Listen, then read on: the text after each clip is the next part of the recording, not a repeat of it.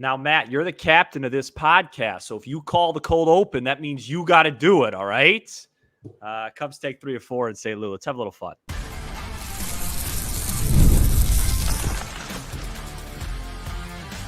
You are Locked On Cubs, your daily Chicago Cubs podcast, part of the Locked On Podcast Network, your team every day. You are Locked On Cubs, part of the Locked On Podcast Network, your team every day, alongside Sam Olber. I'm Matt Cozy. Sam and I are lifelong fans taking our passion into a discussion with you on all things Cubs. Thank you for being part of the show and making us your first listen today. And the best way you can help us grow the show is to listen every day, like the video, and comment anything below. Today's episode is presented by our great partners at Supply House. SupplyHouse.com is the reliable way to get parts fast. Shop for your next plumbing, HVAC, or electrical job and get fast shipping from coast to coast at SupplyHouse.com.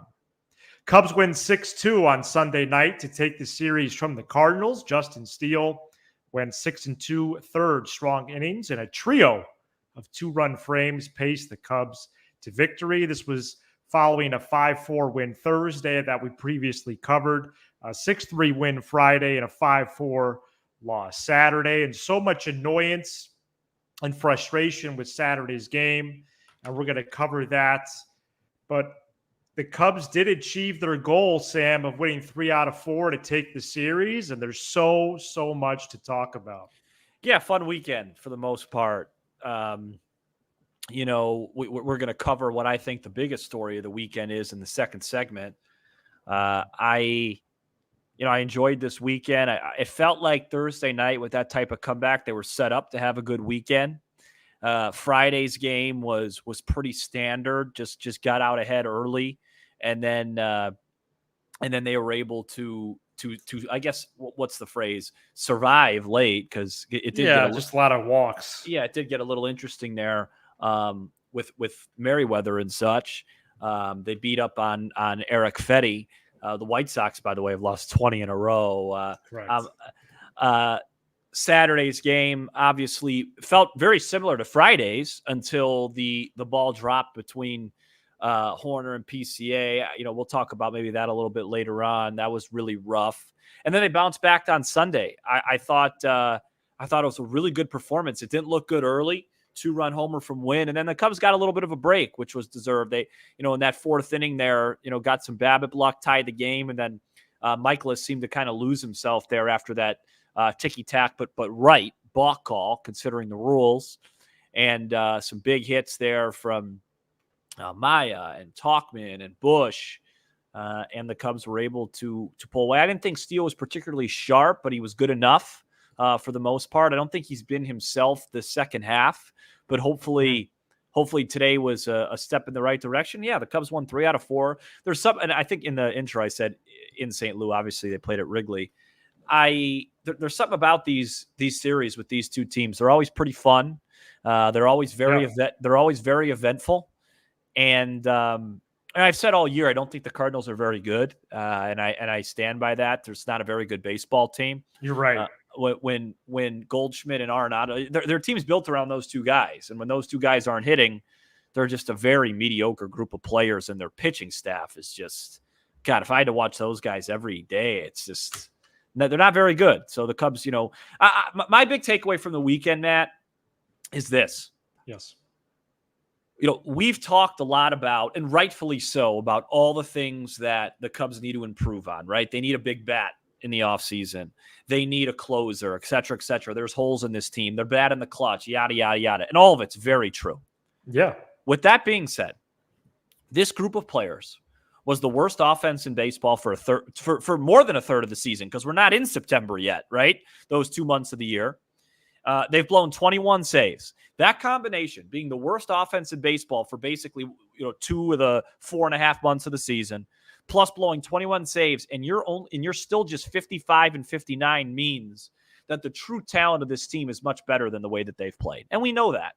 And I think that's what's been so frustrating about this season. I mean, when I was just talking to Peter from Locked On doing an interview, and I was saying, like, when we're going through May and June there, the frustrating part isn't that they're losing, right? It's not like that this is the White Sox where they're incapable. This is a capable group.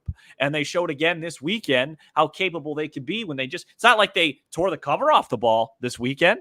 They just got a couple good swings to the bat from Bush. Bellinger back in the lineup gives them a presence. Suzuki is, outside of Saturday, has been, as hot as any hitter in the league the last couple of weeks, not named Aaron Judge.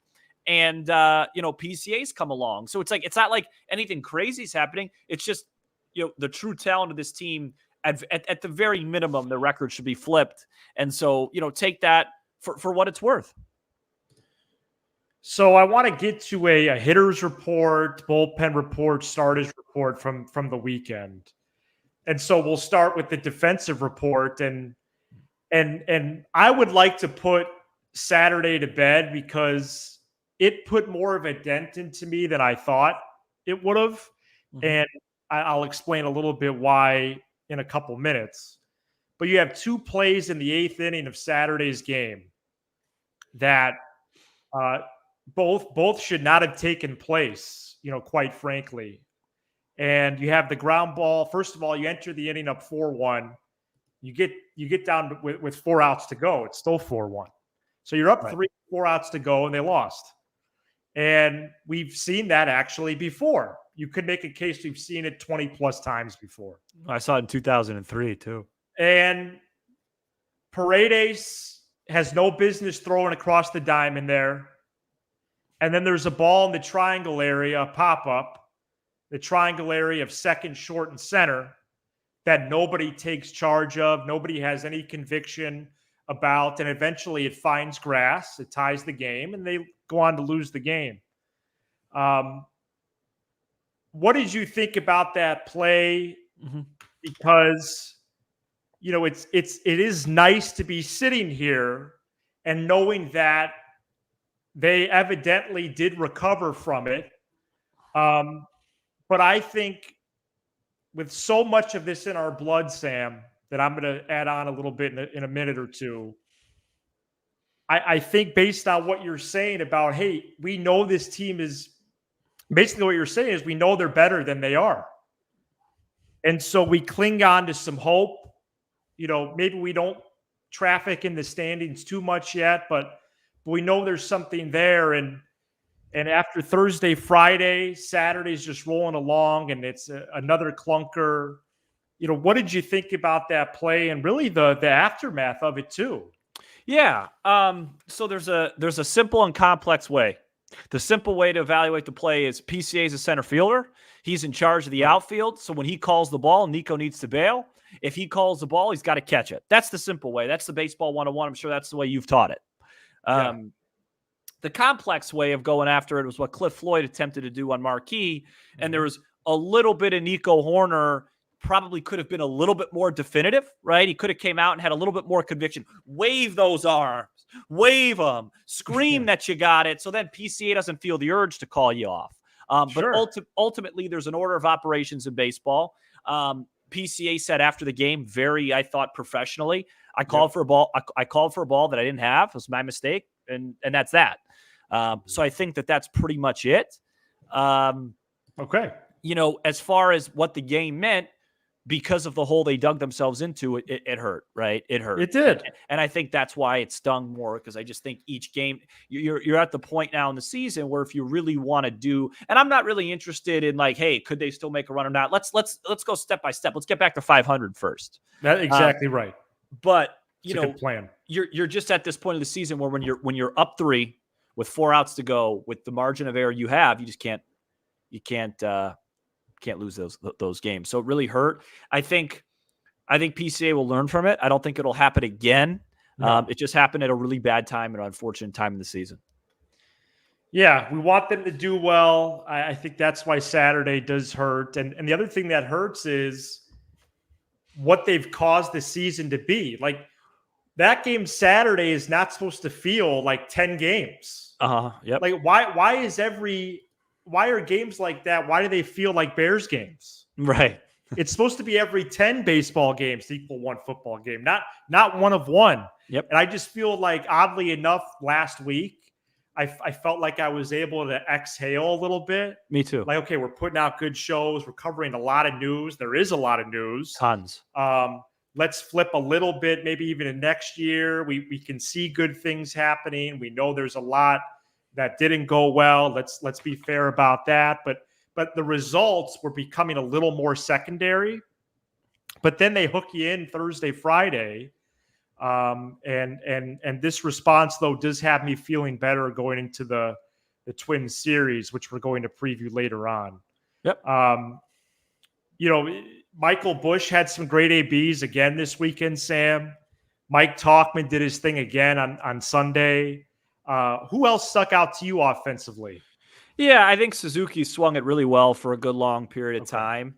I was a little concerned Saturday when he misjudged. By the way, he had a very similar play to PCA. We just didn't talk about it because it didn't really matter. Right. Where he misjudged a ball and he rolled over his it looked like he grabbed his oblique and he didn't really have any competitive ABs after that, but he was good. I'd say Suzuki, Tauchman, Busch, and PCA, who we're going to talk about. I guess the last thing I'll say about the weekend is I figured out the formula for the Cubs to win baseball games. And it's you buying a one-way ticket with Kira to go to Colorado again and me to get my wisdom teeth pulled. Right. So, how are we going to do shows then? So weekly, so I'll just do the show. I'll just do one wisdom tooth a week, and you'll just kind of have to transfer yourself to Colorado. We'll get. So I'll bring my equipment to Colorado. You'll do the show with Gauze. Yeah. So for those that don't know, the Cubs went on like a 5-6 game win streak when I was in Colorado, and then since I got my wisdom teeth pulled, we've won like 4 out of 5. So yeah, they won 4 in a row. So. Yeah, no, I think it was like 8 in a row or something. No, it wasn't. No. But they haven't won 8 in a row since 2000. By the way, Ian Happ did not play Sunday after colliding with the wall on Saturday. We'll see what happens with him Monday. Sam, Drew Smyly is one of the best relievers in baseball right now. I wanted to give him a shout out. All right, let's not get. He's been one of the best relievers of the Cubs. Let's not go. Let's not dive into the deep end here. Since June 1st, he is a 0.98 ERA. I get it, but I guess my point is, culminating with the weekend, for me, my confidence meter with the pen right now is at Smyly, and I would say Tyson Miller. Yep. Porter Hodge, Julian Merriweather, Hector Neris, still a little bit shaky with me. Pearson is a project. How come Jorge Lopez never pitches? Just came in. Yeah, I'm indifferent on Lopez, but he's pitched well. I think anytime everybody's fully available and they're up a couple runs, just go to Miller and Lopez because they throw strikes. Hodge, I like Hodge, but let's not forget on Saturday he walked a batter, hit a batter. That started that. That started that. So yeah, Steele and Tyone pitched really well this weekend. And Javier Assad, Sam, he does not have stamina for 5+ innings. He was removed Friday after 4 innings of 90+ pitches. Yeah, I'm not going to comment on that. I got a lot of heat from our listeners when I said I wasn't really a full believer in Assad. I'm not going to take a victory lap. I'm just going to be silent. So just wanted to cover that as well. All right, sure. Cubs now 55-59. And 6.5 games back in the third wild card spot. Interestingly enough, this middle wild card was always clumped, but now the top is too, as the Cubs are 6.5 from the third spot, or 6 from the third spot, but 6.5 from the second and first spots. Right. As it's even tighter up there now as well. But there's plenty of time to cover that. And I agree with you that once they get to 500, we can start doing more of this. Yeah.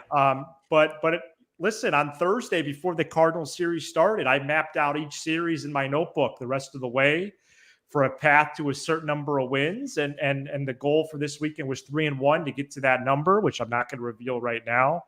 I've talked before about 82 or 83 wins, but they did what they needed to do despite let me hard time Saturday. Let me just make one standings comment. All I'll say is this, and we can talk about all it. Right.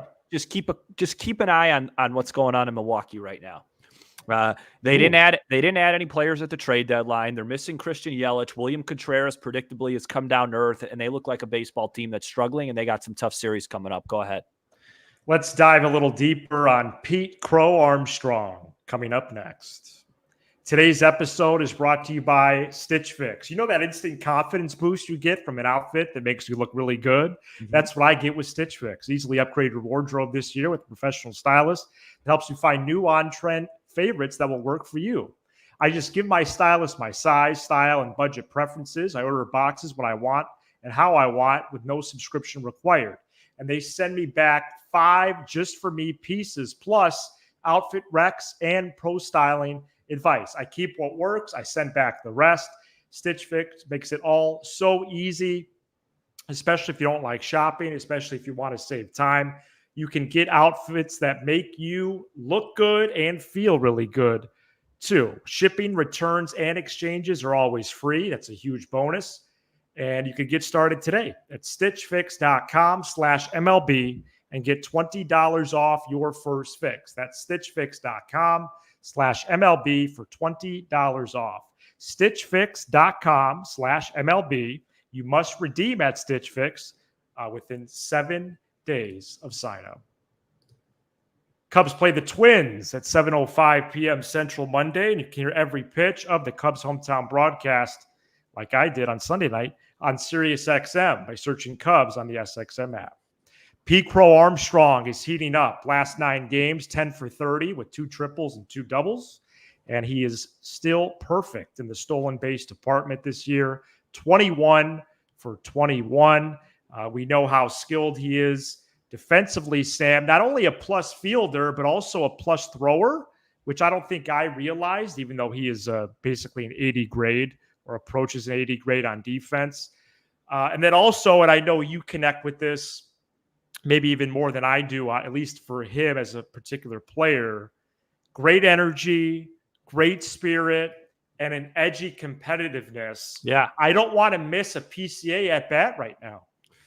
Yeah. Young guy, probably fair to mention at this point of the show. Tomorrow we'll talk about these big promotions that hit, by the way. Oh, yeah, we will. Shaw, Alcantara, Triantos. It's about all time. To AAA, yes. For Matty Shaw.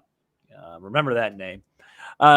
PCA is showing progress, and that's what you're looking for at this time of the season for a young player like this. The game has changed. It's really difficult to just come in and be great, unless you're like one of the top guys, which he's not. He's a top guy, but he's not one of the 5 best prospects in baseball when he was coming in. The tools are there. The progress is being made. Right now, you're seeing progress with the level of contact, the quality of contact that he's making.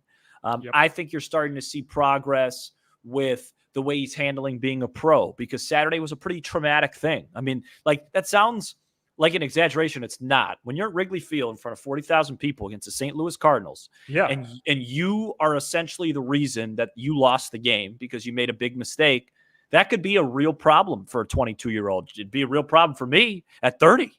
And he showed up. He answered the questions. He came out today, he doubled, singled, and no problems, and he moved on from it.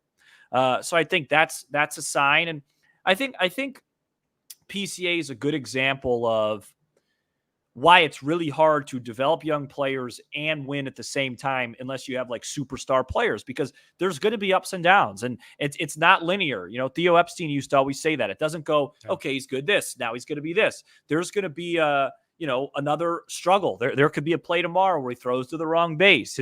It takes time. But I really do believe in this young man. I enjoy his intensity out there. I really think for him in the offseason, the I don't want to say the last hurdle, because he's got growing to do, but the biggest hurdle is just going to be pitch recognition and figuring out the right pitches to swing at, the right pitches to take. And I think we're seeing a little bit of small progress with that. I think on Friday he went 0-2 to 4-2 on an at bat. But once he just gets to a point where he's respectable in terms of swinging at the right pitches and taking the right pitches, he clearly has the bat speed. He clearly has the pop. The speed is once in a generation type stuff. So, it's very exciting to watch him perform and grow and learn. And obviously Saturday, it was at the expense of losing a game, but it's part of the growth process. It's not easy. If it was easy, we wouldn't be doing a show. We'd be out in center field. We'd be doing this. So I think we're a little ways off from this. I would try it because I think sometimes being bold, I know what you're going to say, dude. can reap some rewards. I love it. And you Say it. texted me this on Sunday. Say it, dude. But should Pete Crow-Armstrong hit in the leadoff spot? And I love it.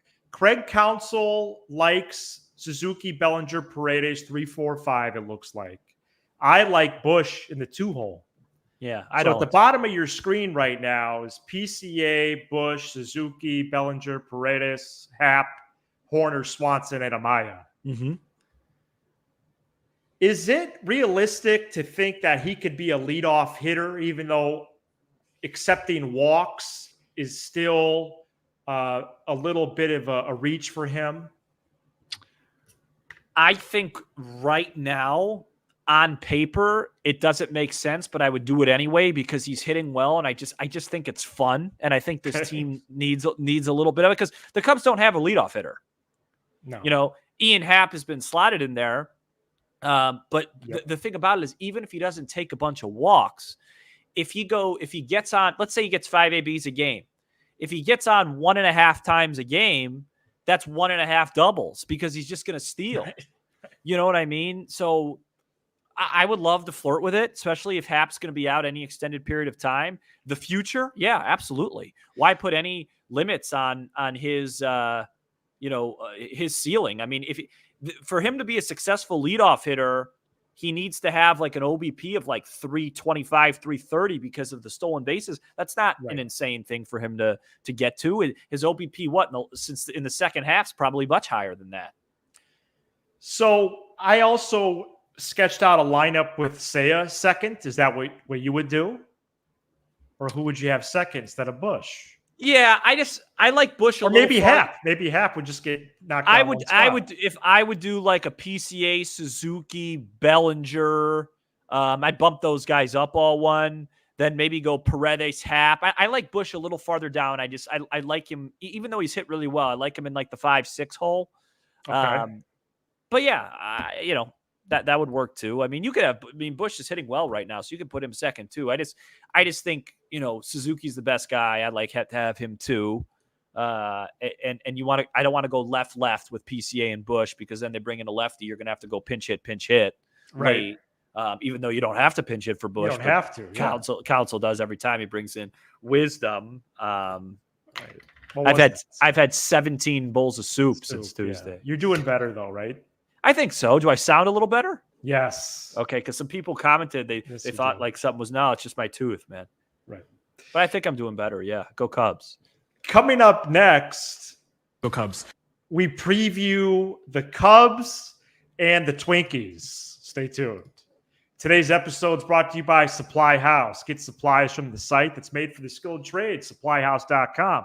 The reliable way to order plumbing, HVAC, and electrical products online. Their easy-to-use website is packed with helpful resources and the latest product info to help you get the job done right. Shop a complete inventory of over 200,000 parts, over 400 top brands, and get your order delivered right to your door with fast shipping from coast to coast. Need help with an order? Well, you can get expert support and industry-leading service from the friendliest folks in the biz and talk to a real person every time. Plus, you can join their free Trademaster program, which gets you access to a dedicated phone line, free shipping, and discounts on every order. Join the thousands of trade pros already benefiting from their free membership at supplyhouse.com or plumbing, HVAC, and electrical supplies from anywhere with just a few clicks of a button. Catch Supply House at supplyhouse.com. Cubs Twins 3-game series begins Monday, 2 7:05 games in a row, and then a 1:20 matinee start on Wednesday. And this series looms a little bit larger than it should, I would say, just because the Cubs don't play a lot coming up, Sam. Yeah. Beginning this Thursday, they have 3 off days in an 8-day span. This Thursday, this Sunday, and next Thursday. It's going to be Hendricks and Festa, and then TBD and Lopez, and TBD and Ryan. And the reason why only Hendricks has officially been listed is because Imanaga has only made a couple of starts on regular rest. Yeah. So they're still deciding that, if that's going to happen. Yeah. Twins are 62-48, 7-3 in their last 10. They are currently in the second spot in the AL wildcard standings. I'd like to see Imanaga throw against the Twins, whether it's game 2 or game 3, because they haven't seen him yet, and that seems to always play to his advantage. I think he's going to throw Wednesday. Yeah, and then so maybe they just go Assad for 2 on Tuesday and just do like a bullpen game. Interesting. Monday night's an interesting game. So I've already done a little homework on Festa. Yeah, I've never heard of the guy. Yeah, so he's made 4 starts. First 2 were not good. Last 2 were. He's a high velo, big extension guy. Does not get a lot of ground balls at all. Big fly ball guy. I think he's probably similar, just off reading him, to the guy that they're going to throw on Wednesday, Joe Ryan, who I'm very familiar with because I have in my fantasy team. Just a lot of fastballs up in the zone from Ryan, sweeper, whatever. Wind will probably be blowing out at Wrigley tomorrow. It's going to be a hot day. Kyle on the mound. Would assume you're going to see some balls fly out. Hopefully the Cubs can hit some home runs early. Kyle can keep the ball in the park and, set the tone for that series. And look, I'll say this week, go win all of them. All 5. Go win all 5, man. Yeah. Go win all 5. Because if you do that, we're a week from now, we're talking about a team that's over 500. Yeah, I got 2-1 on my sheet against the Twins, but you're right. They would be 60-59 if they win all 5. Go win all 5. Is that so bad? Can't Talkman come into the clubhouse today and say, hey, great win. Let's clean house next week. Let's win all 5, fellas. We'll see you next week at 60-59. Absolutely. And you're in your own bed all week. You're in your own bed all week. You're playing the worst team in the history of team sports Saturday, literally. Friday and Saturday. No, and I know they got to face Crochet, but I don't care. Well, first of all, Crochet doesn't pitch anymore. He pitches 3-4 innings. Yeah, he's going to pitch like 2, 3, 4 innings. Great. Yeah. Go win all 5. No, I'm right there with you. And it starts tomorrow night with chip away. Chip away. That's all I'm going to say. Just keep the ball in the park. Go get this guy Festa. Lopez is a good pitcher, but he's not having that great of a year. Ryan's having a good year. Yeah, Ryan's good, but he's gettable. He's weird. Like he'll have some starts where he gives up some home runs. Right. How about we just hit home runs this week? That looks like that equals wins, believe it or not. Hey, this week against the Twins, hit 9 homers in those 3 games. Wow. Hit some home runs. I was going to say 5 or 6. Go, it's going to, Miguel Amaya hit a home run today. Great sign. Talkman hit a homer. Big homer from Christian Bethancourt the other day. One of the biggest homer we've got all year from the catcher position. On Monday for Tuesday's episode, then, we'll break down more of the trio of promotions from double to AAA. Shaw, Triantos, and Alcantara all taking the same bus. That's to going to Des Moines. Be fun. That's really fun. Ballesteros is already there. Casey's already there. What a lineup that's going to be. Cubs take 3 of 4 from the Cardinals. 7:05 on Monday to begin a 3-gamer with the Twins. Thank you so much for checking out this edition of Locked On Cubs. You give us 20 to 30 minutes. We'll give you all things Cubs with a laugh or two along the way. Be sure to hit subscribe on YouTube, smash the like button for the algorithm, and leave a 5-star review on Apple, Spotify, everywhere you get your podcast. He's Sam Olber. I'm Matt Cozy. This is Locked On Cubs. Go Cubs.